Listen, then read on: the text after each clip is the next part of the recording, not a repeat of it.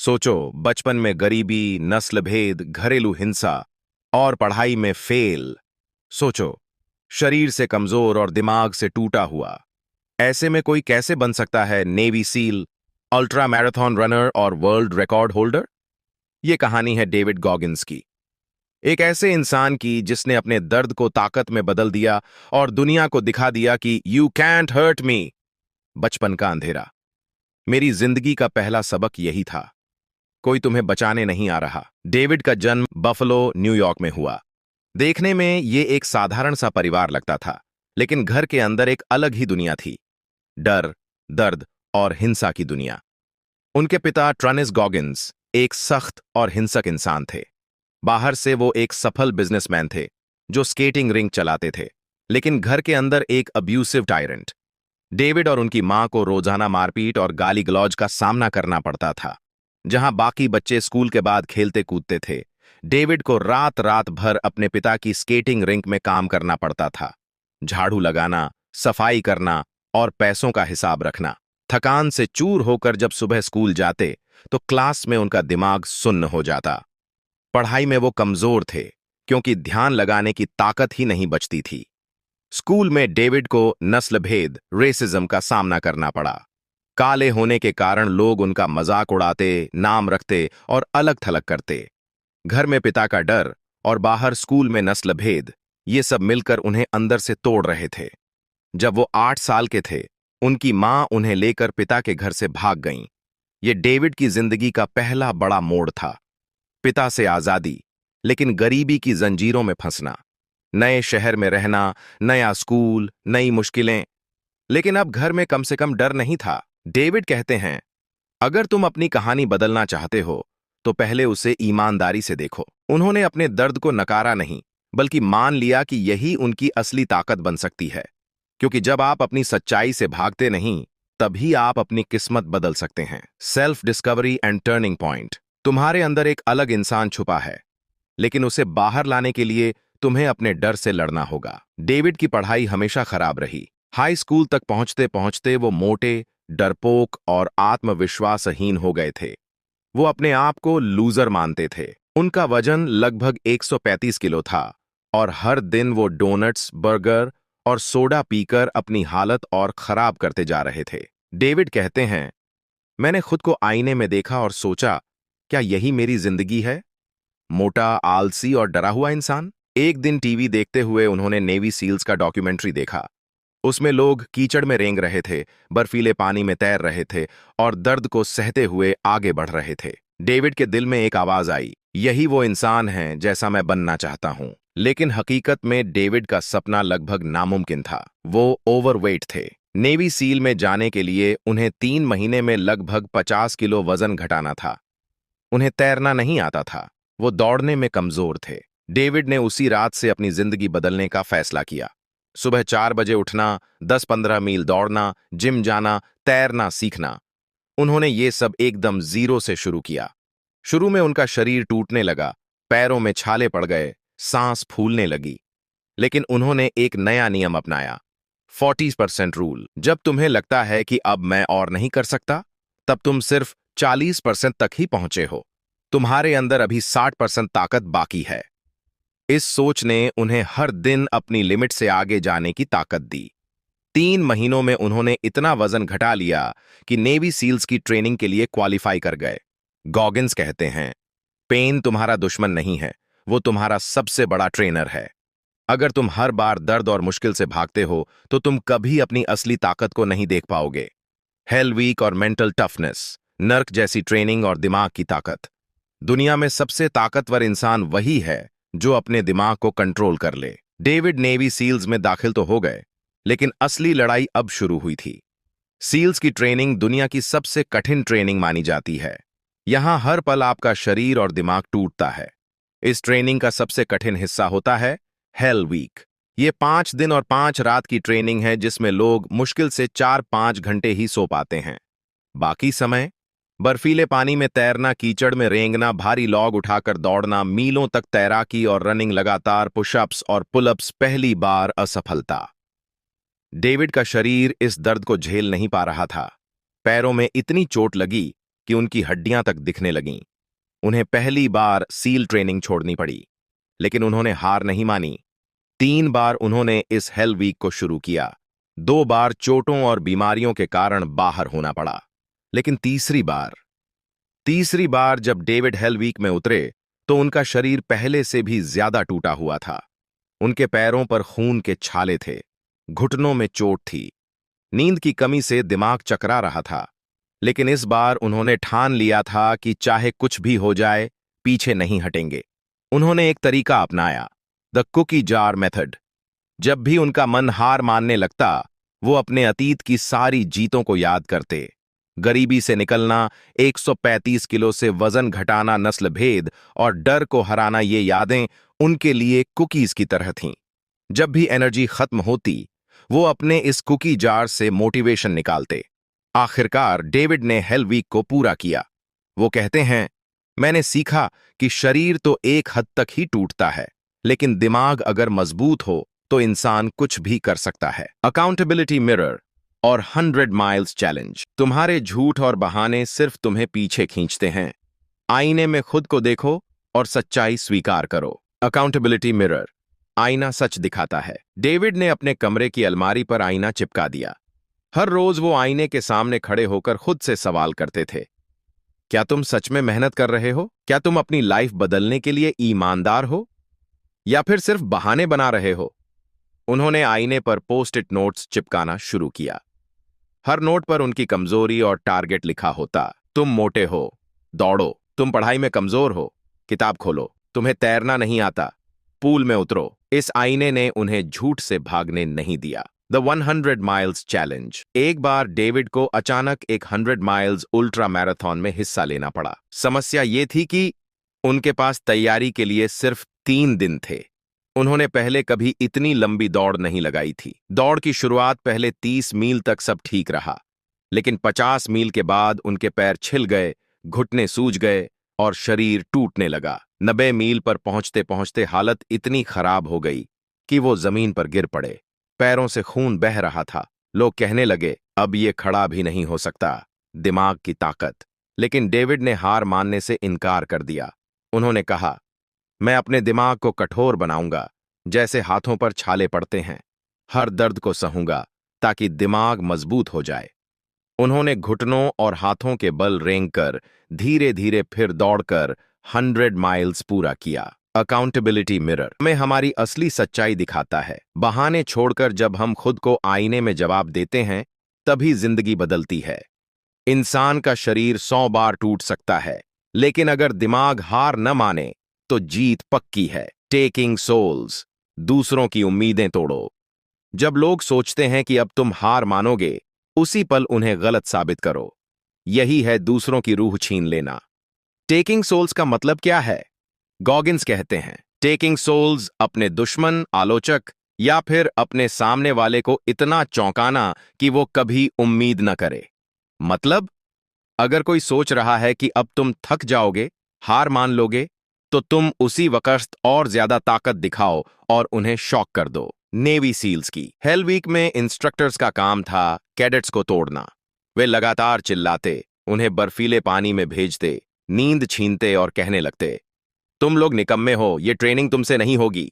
David जानते थे कि इंस्ट्रक्टर्स चाहते हैं कि वो टूट जाएं, लेकिन उन्होंने सोचा, अगर मैं अभी भी मुस्कुराऊं, दौड़ता रहूं और ज्यादा मेहनत करूं, तो उनके दिमाग पर असर पड़ेगा।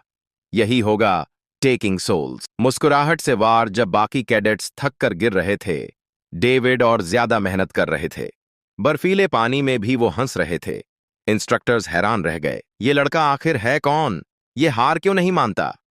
यही था उनका टेकिंग सोल्स मोमेंट। एक बार डेविड एक मैराथन दौड़ रहे थे। बगल में धावक धीमे होने लगे और कहते, अब और नहीं हो सकता। तभी डेविड मुस्कुराकर उनकी स्पीड से आगे निकल गए। उनकी मुस्कुराहट और एनर्जी देखकर बाकी धावक मेंटली टूट गए। जब सामने वाला सोचता है कि तुम खत्म हो गए, उसी वक्त अपना 100% दो। मुस्कुराओ, भले ही दर्द में हो। तुम सिर्फ जीतते नहीं, बल्कि उनका माइंडसेट भी तोड़ देते हो। यही असली ताकत है, द 40% रूल। जब तुम्हें लगे कि तुम थक चुके हो, हार मान चुके हो, असल में तुमने अपनी क्षमता का सिर्फ 40% ही इस्तेमाल किया है। तुम्हारे पास अभी भी 60% बाकी है। 40% रूल का जन्म। डेविड कहते हैं, एक दिन दौड़ते दौड़ते उनका शरीर जवाब दे रहा था। पैर सुन्न हो गए, सांस फूल गई और लगा अब बस यहीं गिर जाऊं। लेकिन तभी उन्हें एहसास हुआ, ये मेरे शरीर की सीमा नहीं है, ये मेरे दिमाग का बहाना है। उन्होंने और दौड़ लगाई और पाया कि सच में उनके अंदर अभी और ताकत थी। जब भी हम सोचते हैं कि अब मैं नहीं कर सकता, उस वक्त असल में हमने अपनी क्षमता का सिर्फ 40% इस्तेमाल किया होता है। हमारे अंदर और 60% पावर छिपा होता है, जिसे सिर्फ मानसिक मजबूती से अनलॉक किया जा सकता है। हेल वीक में कैडेट्स 3 दिन बिना नींद और खाने के रहते। बहुत से कैडेट्स कहते, अब और नहीं हो सकता, लेकिन डेविड चिल्लाते, तुम अभी बस 40% इस्तेमाल कर रहे हो, 60% तुम्हारे अंदर बचा है, उठो और आगे बढ़ो। 90 मील पर डेविड का शरीर खून और दर्द से टूट चुका था, लेकिन उन्होंने खुद से कहा, गॉगिंस ये तो बस 40% है, अभी बाकी है। और उन्होंने पूरी दौड़ खत्म की। लिमिट तोड़ो, माइंडसेट बदलो। शरीर जल्दी हार मानता है, दिमाग उससे भी जल्दी। जब लगे सब खत्म हो गया, खुद को याद दिलाओ, जीत हमेशा उसी को मिलती है जो दिमाग को ट्रेन करता है। Cookie jar. अतीत की जीतों से ताकत लेना। जब तुम्हें लगे कि अब और नहीं हो सकता, तो अपने दिमाग का जार खोलो। उस जार में तुम्हारी सारी पुरानी जीतें, संघर्ष और सफलताएं रखी हैं। उन्हें याद करो और ताकत पाओ। कुकी जार कॉन्सेप्ट क्या है, सोचो। बचपन में जब मां कहती थी, किचन का कुकी जार मत खोलना, और तुम चुपके से खोलकर बिस्किट निकालते थे। डेविड ने इसी को मेंटल टूल बना दिया। उनके हिसाब से कुकी जार वो मानसिक जार जिसमें तुम्हारी सारी छोटी बड़ी जीतें जमा हैं। जब भी हालात मुश्किल हो, उस जार से एक कुकी याद निकालो और कहो, अगर मैं पहले जीत सकता हूं तो अब भी जीत सकता हूं। एक बार नेवी सील ट्रेनिंग में वो बुरी तरह थक गए थे। उनके पैरों में चोट थी, शरीर टूट चुका था। तब उन्होंने सोचा, मैं तो वो बच्चा हूं जिसने गरीबी झेली, नस्ल भेद सहा, स्कूल में फेल हुआ, फिर भी यहां तक पहुंचा हूं। अगर वो सब सह लिया तो ये भी सह लूंगा। ये सोचकर उन्होंने दौड़ पूरी की। यही था उनका कुकी जार मोमेंट। मान लो आप जिम में हो और 50 पुशअप्स के बाद रुकने वाले हो। तभी दिमाग कहे, नहीं, तुम तो वो इंसान हो जिसने कॉलेज में टॉपर बना था, या जिसने नौकरी की इंटरव्यू जीत ली थी। वो छोटी जीतें आपको नई ताकत देती हैं। छोटी से छोटी जीत भी फ्यूचर स्ट्रगल्स में काम आती है। जब हार मानने का मन हो, अपनी पिछली जीतें याद करो। ये आपको सेल्फ बिलीफ देगा और आगे बढ़ाएगा। दिमाग का ब्रेक सिस्टम। हमारा दिमाग एक गवर्नर की तरह है, जो हमारी पूरी स्पीड और ताकत पर ब्रेक लगाता रहता है। गवर्नर कॉन्सेप्ट क्या है? क्या आपने कारों में देखा है कि एक स्पीड गवर्नर होता है जो गाड़ी को एक लिमिट से ज्यादा स्पीड पर नहीं जाने देता? वैसे ही हमारा दिमाग भी काम करता है। जब भी हम दर्द या डर महसूस करते हैं, दिमाग कहता है, बस अब रुक जाओ। असल में ये हमारे अंदर का सेफ्टी मैकेनिज्म है, जो हमें लिमिट से पहले ही रुकने पर मजबूर कर देता है। नेवी सील्स की ट्रेनिंग में जब बाकी लोग थक कर हार मान जाते, गॉगिंस कहते, तुम्हारा दिमाग तुम्हें धोखा दे रहा है, असली लिमिट अभी बहुत दूर है। उन्होंने अपने शरीर को एक्सट्रीम तक धकेला। ब्रोकन लेग्स के साथ भी अल्ट्रा मैराथन पूरा किया। 17 आवर्स तक लगातार पुलअप्स करने का विश्व रिकॉर्ड बनाया, क्योंकि उन्होंने दिमाग का ब्रेक गवर्नर हटा दिया था। कैसे हटाएं ये गवर्नर? Self talk. जब दिमाग कहे बस, तो खुद से कहो, नहीं, अभी और बाकी है। Incremental pushing. रोज अपनी लिमिट से थोड़ा आगे बढ़ो। समझो कि दर्द रुकने का इशारा नहीं, बल्कि मजबूत होने का सिग्नल है।